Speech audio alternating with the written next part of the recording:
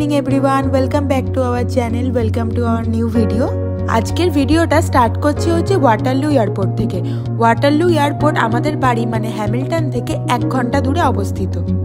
আর ভিডিওর ক্যাপশন দেখে তো আপনারা বুঝেই গেছেন আমরা কোথায় যাচ্ছি। আমরা যাচ্ছি হচ্ছে বাফ টাউনে। বাফ হচ্ছে অ্যালবার্টা প্রভিন্সের মধ্যে একটা টাউন। এই শহরে যাওয়ার জন্য সবথেকে নিয়ারেস্ট এয়ারপোর্ট হচ্ছে ক্যালগারি এয়ারপোর্ট। আর ক্যালগারি এয়ারপোর্টের জন্য আমাদের ফ্লাইট হচ্ছে রাত 9টা 15-তে। এখন ওই সন্ধ্যে 7টা বাজে আমরা এয়ারপোর্টে পৌঁছে গেছি, তো আমাদের কাছে এনাফ টাইম রয়েছে।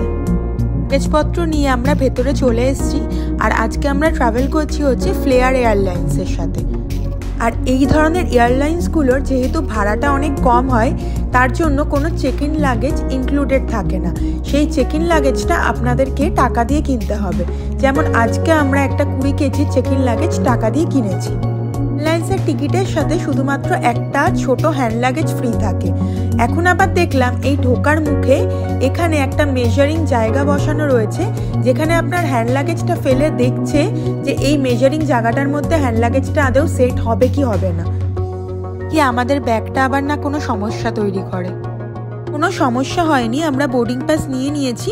এখন আমরা যাচ্ছি হচ্ছে সিকিউরিটি চেক ইনের জন্য।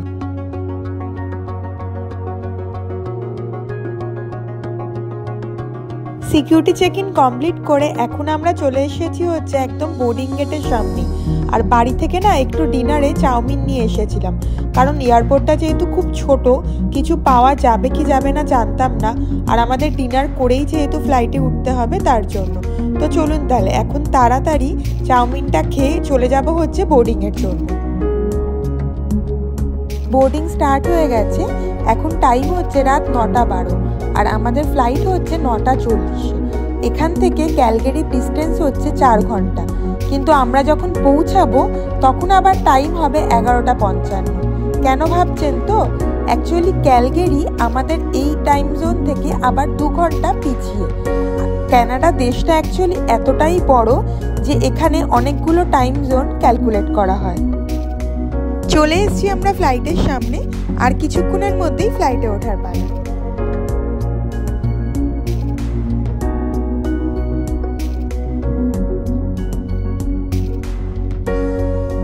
বসে পড়েছি যে যার সিটে। আর আজকে না আমাদের সবার সিট আলাদা আলাদাই হয়েছে। যেহেতু ফ্লাইট প্যাক, তার জন্য বেশি অ্যাডজাস্টও কিছু করা যাবে না। তবে কোনো অসুবিধা নেই, 4 ঘন্টা টাইম, আর তাও রাত্রিবেলা। সবাই খুব টায়ার্ড, ঘুমিয়েই পড়বে হয়তো। ফ্লাইটে দেখলাম আবার একটা মেনুও দিয়েছে, যদি কিছু অর্ডার করতে চায় কেউ করতে পারে।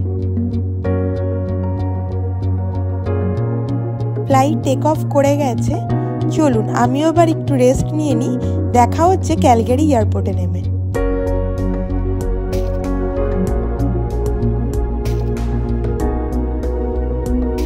পৌঁছে গেছি আমরা ক্যালগারি এয়ারপোর্ট। আর ফ্লাইট একদম এক্স্যাক্ট টাইমেই পৌঁছেছে, ঠিক রাত 11টা 55 বাজে।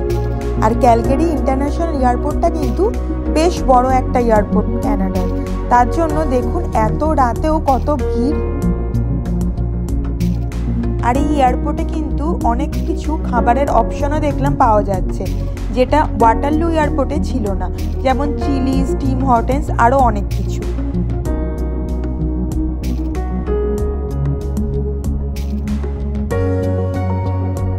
বেল্টের সামনে চলে এসেছি আর আমাদের লাগেজও চলে এসছে।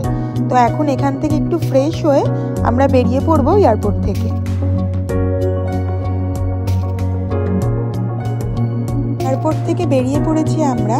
আর আগামী 7 দিনের জন্য আমরা একটা গাড়ি পিক করব এয়ারপোর্ট থেকে। যেই গাড়ি করেই 7 দিন আমরা ঘুরবো ব্যাপ শহরটা। আবার ফেরার দিনও এই ক্যালগারি এয়ারপোর্টে এসে গাড়িটা ফেরত দিয়ে আমরা ফ্লাইটে করে বাড়ির উদ্দেশ্যে রওনা হব।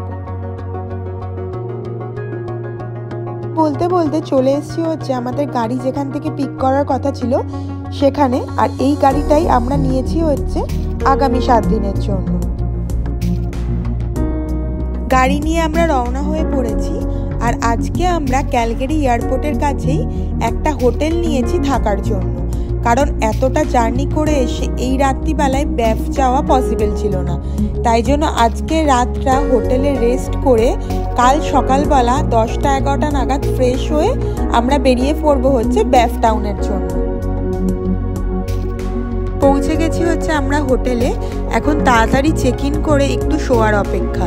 এখানে লোকাল টাইম অনুযায়ী এখন তো 1:30 বাজে, কিন্তু অ্যাকচুয়ালি আমাদের জনের টাইম অনুযায়ী এখন রাত 3:30। তো সবারই ঘুমের জন্য খুব অবস্থা কাহিল।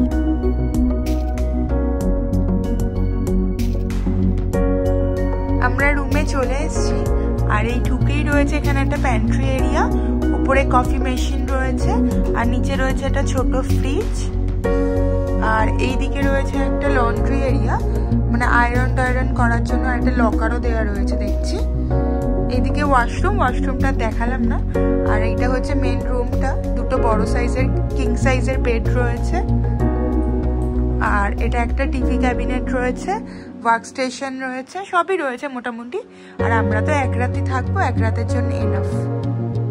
তো চলুন তাহলে ভিডিওটা এখানেই শেষ করি।